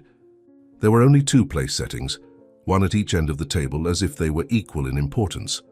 The gardener had brought the best roses from the garden, arranged in crystal vases that captured and reflected the candlelight. The atmosphere was solemn but not somber, respectful but not intimidating. "Everything is perfect, Mr. Anderson, exactly as you requested," informed the housekeeper, making a final check. At 8 o'clock sharp, the same time the fateful dinner should have taken place a month before, Dom Daniel entered the dining room wearing the same suit he wore on special occasions. He walked to the fireplace where his wife's portrait held a place of honor, observing it for long moments in silence. Then he turned to the door where Victoria appeared hesitantly, clearly uncomfortable with the formality of the situation. He walked to her and offered his arm like a gentleman from the last century, leading her to her chair. "Tonight we do justice, Victoria. Tonight we rewrite history," he said, pulling out the chair for her. Victoria sat stiffly in the upholstered chair, her hands resting in her lap, her eyes nervously scanning the opulence around her. In 20 years serving in that house, she had never sat at that table as a guest, had never eaten from that fine china, had never drunk from those crystal glasses. The disparity between her simple life and that world of luxury had never been so evident, and she felt like an imposter in that setting. Dom Daniel noticed her discomfort and smiled gently, personally serving her wine. "Relax, my dear. You deserve to be here more than anyone who has ever sat at this table," he assured her sincerely. Dinner was served by the other employees, who performed their tasks with respectful solemnity. Each dish was a culinary work of art, prepared with the same care that would have been dedicated if the treacherous children were present. Dom Daniel insisted that Victoria try each delicacy, each wine, as if he wanted to compensate years of deprivation with a single meal. But she could barely swallow, anxiety forming a knot in her throat. Something important was about to happen. She could feel it in the air. "Dom Daniel, you're making me nervous with so much mystery. What's going on?" she finally asked. Dom Daniel put down his cutlery and slowly stood up, walking to a sideboard where a leather folder was waiting. He picked it up with reverent care and returned to the table, placing it next to Victoria's plate. His eyes, usually severe in the business world, now showed a paternal tenderness as he sat down again. The silence in the room was absolute. Even the employees who discreetly observed from the kitchen door held their breath. A month ago, in this same room, my children planned to steal my fortune at this dinner. Today we celebrate the true family, one formed not by blood, but by loyalty and friendship, he declared, raising his glass. Victoria looked at the leather folder without understanding, her eyes going from the document to Dom Daniel and back. He made an encouraging gesture for her to open it, and with trembling hands she undid the golden clasp. Inside were several documents with official seals, notary stamps, signatures of witnesses. She began to read, but the words seemed to swim before her eyes when she understood what was written. It was a will, and in it Victoria Green was named the universal heir to the entire Anderson fortune. No, it can't be. There must be a mistake. This isn't right, she stammered, letting the papers fall. Dom Daniel stood up and walked to her, kneeling beside her chair as he had done a month before when asking for forgiveness. He took her trembling hands between his eyes moist with emotion as he explained his decision. He told how he had spent the month reflecting on the true meaning of family, on what really mattered in life. He spoke about how she had given her last savings to save an unknown child, while his own children tried to steal everything from him. You showed more love and compassion in a single gesture than they showed in an entire lifetime, he said with a choked voice. Victoria began to cry, tears flowing freely down her face as she shook her head in denial. She tried to return the documents, pushing them back to Dom Daniel, insisting that she couldn't accept such responsibility. She rose from her chair, walking agitatedly around the room, her hands gesturing while arguing that she had merely fulfilled her duty, that she never expected a reward, that she knew nothing about managing fortunes. Dom Daniel, I cannot accept this. I didn't do anything expecting a reward, I just did what was right, she protested between sobs. Dom Daniel stood up as well, his posture firm despite his age, and walked to her. With paternal gentleness, he led her back to the chair, sitting beside her instead of returning to his place. He explained that it wasn't just about reward, it was about trust, about knowing that his fortune would be used for good. He told about the charitable works she could undertake, about the lives she could change, about the legacy of kindness she could create. That's precisely why you deserve it, Victoria. Because you will give this fortune a noble purpose, he insisted, holding her hands. Victoria remained silent for long moments, her mind working quickly as she processed the magnitude of what was being offered. She thought about her simple life, her modest needs, how she had never desired wealth, but then she also thought about all the people she could help, all the children like that boy who needed medicine, all the families struggling to survive. An idea began to form in her mind, a way to accept the responsibility without betraying her principles. I accept, but with one condition. Actually, with several conditions, she finally said with renewed determination. Dom Daniel smiled, already expecting that she wouldn't simply accept the fortune without questioning. He gestured for her to continue, curious about what her conditions would be. Victoria took a pen and began to write on a napkin, her ideas flowing faster than her hand could keep up. She spoke while writing, explaining her vision of how the fortune should be used. First, she wanted to create a foundation to help domestic workers who are victims of injustice, providing free legal assistance. How many Victorias are out there suffering in silence? We need to help them, she explained passionately. The second condition surprised Dom Daniel even more. Victoria insisted that half of the fortune should be reserved for the rehabilitation of Matthew and Eloise when they got out of prison. Dom Daniel almost choked on his wine upon hearing this, his eyes wide in disbelief. How could she think of helping those who had tried to destroy her? But Victoria calmly explained that hatred was a worse prison than any cell, that holding grudges would only perpetuate the cycle of pain. They are your children, Dom Daniel. They always will be. Perhaps one day they can redeem themselves, she said with simple wisdom. Dom Daniel had to stand up and walk to the window, to hide the tears that now flowed freely down his face. The magnitude of forgiveness Victoria was offering was almost incomprehensible to him. His own children had conspired to destroy her, had humiliated her, imprisoned her, threatened her, and yet she was willing to secure their future. He turned to face her, seeing her in a new light, finally understanding what kind of extraordinary person had been under his roof all these years. "You're offering forgiveness to those who tried to destroy you. How can you have such a pure heart?" he asked in wonder. Victoria stood up and walked to him, placing a gentle hand on his shoulder. She explained that she had learned from her mother that forgiveness wasn't for others, it was for oneself, to free one's own heart from the weight of hatred. She told him about the nights in prison when she could have let herself be consumed by anger, but chose to pray for her tormentors instead. She spoke about how life was too short to waste on negative feelings. "Hatred is a worse prison than any cell, Dom Daniel. They are your children, they always will be, and they deserve a chance at redemption," she said with serene conviction.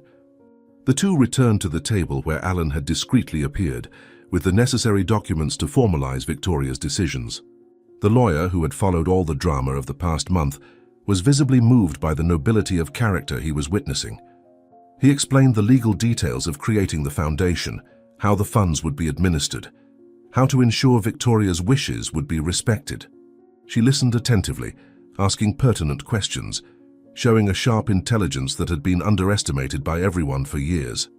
"I want the foundation to start operating immediately. There are people who need help now," she insisted as she signed the papers. While they were signing the documents, a noise at the front door caught everyone's attention. The housekeeper went to check and returned with a surprised expression, announcing unexpected visitors. Victoria turned pale as she recognized the voices coming from the hall. Moments later, the dining room door opened, and in came the boy she had helped a month before, now looking much healthier, accompanied by his mother. The woman, whom Victoria had never seen before, was standing, recovered. "Ms. Victoria, we managed to find you. We came to thank you for saving our lives. You told me the mansion where you worked, and as soon as my mother got better, we came looking for you to thank you," exclaimed the boy as he ran to hug her. The boy's mother approached more slowly, tears streaming down her face as she took Victoria's hands. She told how she had been on the brink of death, how the medicine bought with Victoria's money had literally saved her life. She explained that they had searched for her to thank her, only to discover her unjust imprisonment. They had tried to testify on her behalf, but no one had listened to them. Now, finally, they could express their gratitude. "How you didn't just save my life, you saved my son from becoming an orphan. How can we repay you?" cried the woman as she embraced Victoria. Dom Daniel observed the scene with deep emotion, seeing the circle complete itself so perfectly. Victoria's act of kindness had saved 2 lives, and now those lives were there to testify to her character. He approached the boy, who looked at him with shy curiosity, and knelt down to be at his height. He asked the boy's name, about his dreams, about what he wanted to be when he grew up. The boy replied that he wanted to be a doctor to help people like his mother. "Then you will be a doctor. Victoria's foundation will take care of your education," promised Dom Daniel, looking at Victoria, who nodded emotionally. The boy's mother tried to protest, saying they couldn't accept more help, that they already owed too much. But Victoria gently silenced her, explaining about the foundation she was creating, about how her story was exactly the type of situation they wanted to prevent. Families shouldn't have to choose between food and medicine. Children shouldn't have to beg to save their parents. The foundation would provide medical assistance, education, legal support, everything necessary to give people dignity. "You're not receiving charity. You're helping me start something important," Victoria explained with a smile. Dom Daniel asked everyone to sit at the table, insisting that the boy and his mother join the dinner. More places were quickly set, and soon the table that had been the stage for conspiracy and betrayal transformed into a scene of hope and renewal. The boy ate with healthy appetite while talking about school, about how his grades had improved now that he no longer needed to work. His mother proudly added that he was first in his class in mathematics. "He has a bright future ahead thanks to you," she said to Victoria. As the night progressed, the atmosphere in the room became increasingly warm and genuine. The boy's laughter echoed, where once there was conspiracy, Words of gratitude replaced lies, and sincere hugs erased memories of betrayal. Dom Daniel stood once more, taking his wine glass to make a final toast. Everyone rose with him, even the boy with his glass of juice. The patriarch cleared his throat, visibly moved. "A month ago, my children tried to steal my fortune, but you, Victoria, gave me back something much more valuable," he said with a choked voice. Victoria gently interrupted him, raising her own glass. She spoke about how true wealth wasn't in money or properties, but in acts of kindness that could change lives. She told about how that boy had changed her life as much as she had changed his, about how Dom Daniel had given her not just justice, but a family. She thanked the employees present for their solidarity, even if belated. "True wealth isn't in what we possess, but in the good we do with what we have," she declared, touching her glass with the others. The boy suddenly stood up, taking something from his pocket. It was a sheet of paper folded many times, clearly carried for weeks. He carefully unfolded it, revealing a childish but touching drawing. It showed Victoria as an angel giving money to him, with his mother in bed in the background and a bright sun symbolizing hope. Below, in careful child's handwriting, was written, "For the lady who saved my family. I made this when Mum got better. I wanted to give it to you. I'm glad you told me where you worked so I would know where to find you," he said shyly. Victoria hugged the boy tightly, tears now flowing freely without shame or restraint. Dom Daniel approached and embraced them both, forming a circle of genuine affection. The boy's mother joined the embrace, and soon the employees present also came closer, creating a moment of unity that transcended social classes and past histories. On the wall, the portrait of Dom Daniel's late wife seemed to observe the scene with approval, as if her presence blessed this new beginning. "Carmen always said that true family is the one we choose." "Today I understand what she meant," murmured Dom Daniel, looking at the portrait. Alan, who had remained discreetly in the corner documenting everything, approached with the final papers. The foundation was officially created, with Victoria as president and the boy as the first official beneficiary. The documents also established the fund for Matthew and Eloise, which would be administered by an independent board until they demonstrated true rehabilitation. Every detail had been carefully planned to honor both Victoria's generosity and the necessary prudence. "Everything is official. The Victoria Foundation is created and operational," announced the lawyer. The night was coming to an end, but no one wanted that moment to end. The boy had fallen asleep on the living room sofa, exhausted by the day's emotions. His mother watched him with maternal love, occasionally touching his forehead to make sure he was well. Victoria and Dom Daniel remained seated at the table in comfortable silence, processing everything that had happened. From the nightmare of a month ago, something beautiful and meaningful had been born.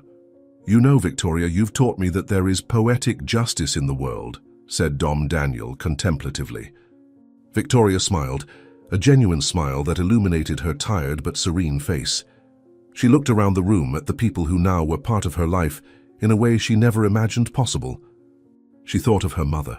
How proud she would be to see that her daughter had maintained the values she had taught, even in the face of extreme adversity. The rosary in her pocket felt warm, as if it carried the blessings of past generations. "My mother always said that God writes straight with crooked lines. Today I understand what she meant," she reflected aloud. Dom Daniel stood up and walked to the portrait of his wife, observing it for long moments before turning to everyone in the room. He announced that the mansion would be transformed into the Foundation's headquarters, that those rooms that had witnessed so much greed would now serve for good. The garden would be opened for neighborhood children, the kitchen would prepare meals for those in need, the library would be a study space for underprivileged youth, the Anderson house would be reborn with a noble purpose. "This house needs children's laughter and not conspiracies. It will be a place of hope," he declared with conviction. The clock in the room struck midnight, marking not only the end of that memorable day, but the beginning of a new era for all present. Victoria stood up, helping the boy's mother carry her sleeping son. Dom Daniel insisted that they stay in one of the guest rooms, that from now on there would always be a place for them in that house. As they walked through the corridors, the shadows of the past seemed to dissipate, replaced by the soft light of hope. "Good always overcomes evil, even if it takes time to happen," whispered the boy's mother. Before retiring, everyone gathered once more in the main hall. Dom Daniel asked for a final moment of attention, saying there was something important to show. He revealed a plaque that would be placed at the entrance of the foundation, with words that summarized everything they had learned. Victoria read aloud, her voice echoing through the space. "True wealth is not in what we possess, but in the good we do. Victoria Foundation, where kindness finds purpose." Everyone applauded, moved by the perfection of those words. 6 months had passed since that transformative dinner, and the Anderson mansion was unrecognizable in its new function. What was once a symbol of isolated wealth now pulsed with life and purpose, transformed into the headquarters of the Victoria Foundation.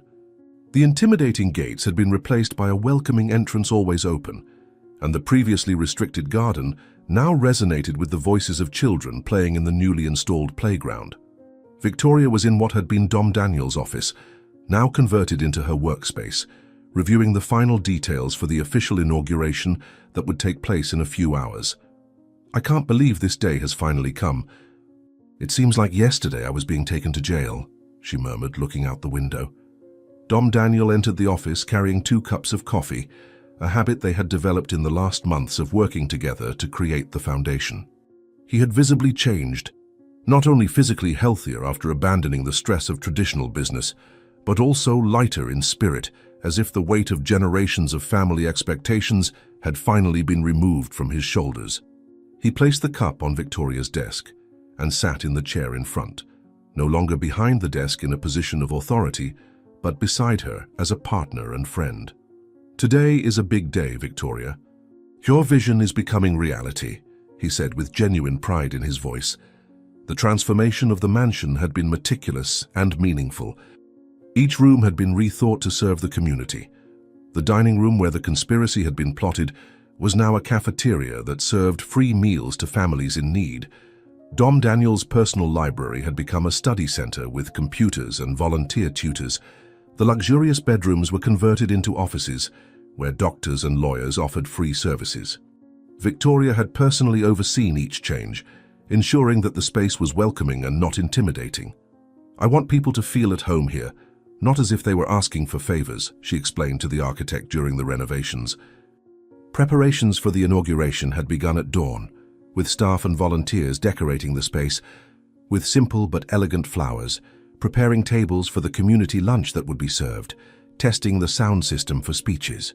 Victoria had insisted that the celebration be open to everyone, not just wealthy donors and authorities, but especially the people the foundation intended to serve. Families from the working-class neighborhood where she came from had been personally invited, as well as domestic workers from across the city. "This foundation is for them, so they should be the protagonists today," she insisted to the organizing team. The boy whom Victoria had helped months ago arrived early with his mother, both dressed in their best clothes. He had visibly grown in these months, not just physically but in confidence, his eyes shining with the joy of a child who had regained his childhood. He ran to Victoria and hugged her tightly, proudly showing his school report card with excellent grades. His mother followed behind, still moved by the change in their lives, now working at the foundation itself as an administrative assistant. "Ms. Victoria, look, I got the best grade in the class in science. The teacher said I have a future," exclaimed the radiant boy. Dom Daniel observed these interactions with a mixture of joy and melancholy. The joy came from seeing the good they were doing, the melancholy from the constant reminder that his own children were absent, serving their sentences in prison. He had tried to visit them several times, but Matthew refused to see him, and Eloise only cried and accused him during their meetings. The fund that Victoria had insisted on creating for them remained untouched, waiting for the day they would show true remorse. Dr. Allen called early this morning. "Matthew still refuses to participate in the rehabilitation programs," he informed Victoria quietly. Allen arrived with a team of volunteer lawyers who would work at the foundation offering free legal assistance to domestic workers. In recent months, he had become one of the project's biggest supporters, impressed by the transformation he had witnessed in Victoria, from humble employee to respected community leader. He brought folders with already identified cases of people who needed help, situations similar to what Victoria had faced. We already have 15 cases of employees being unjustly accused. We're going to get justice for all of them, he announced, placing the folders on the table. The mansion's kitchen was bustling, but no longer preparing elaborate dinners for a few privileged individuals. Now the head cook led a team of volunteers preparing hundreds of nutritious meals that would be served for free. She had embraced the new mission enthusiastically, finding renewed purpose in her work. Victoria passed through the kitchen to check on the preparations and was welcomed with hugs and smiles, a stark contrast to the guilty silence of months ago. "We prepared your favorite dish, Miss Victoria." "Today you deserve to be pampered," said the cook with genuine affection. The gardener had transformed the ornamental gardens into community vegetable gardens where local families could grow their own vegetables. He was explaining to a group of children how to plant tomatoes, his calloused hands gentle as he guided their little hands in the soil. Part of the garden had been preserved with the roses that Dom Daniel's late wife had loved so much, a tribute to her memory and a reminder that beauty and utility could coexist. "These roses remind us that even beauty can have purpose when shared," he explained to the curious children. As the inauguration time approached, guests began to arrive in waves. First, the neighborhood residents, initially shy about entering the mansion that they had always seen as a symbol of exclusion, then relaxing as they realized they were genuinely welcome. Then came the donors and corporate partners who had contributed to making the foundation sustainable, impressed with the transformation of the space. Finally, local authorities and journalists, the same ones who had covered the scandal months ago, now witnessing the redemption. "I've never seen a transformation like this. From scandal to hope in such a short time," commented a journalist to his cameraman. Victoria had prepared a speech, but as she climbed onto the small stage set up in the garden, her hands trembled not from fear, but from emotion. She looked at the diverse crowd gathered, saw familiar and unfamiliar faces, all united by a common purpose. Dom Daniel was in the front row, offering silent support with his presence. She took a deep breath and began to speak, not from the prepared speech, but from the heart, telling her story, the challenges, the injustice, but mainly the hope. "6 months ago, I was in a cell, unjustly accused. Today we are transforming pain into purpose," she began with a strong voice. Victoria's speech deeply touched the audience, especially the domestic workers present who saw their own struggles reflected in her words. She spoke about dignity at work, about the right to justice regardless of social class, about how kindness could transform lives. She mentioned the boy and his mother, pointing to them in the audience, as an example that a single act of compassion could create waves of change. When it ended, the silence was followed by thunderous applause, many wiping away tears. "This foundation is not mine, it's ours. Of all who believe that a more just world is possible," she concluded emotionally. When the last guest left and the staff finished cleaning up, Victoria and Dom Daniel found themselves alone in the garden, sitting on the same bench where his late wife used to sit to read.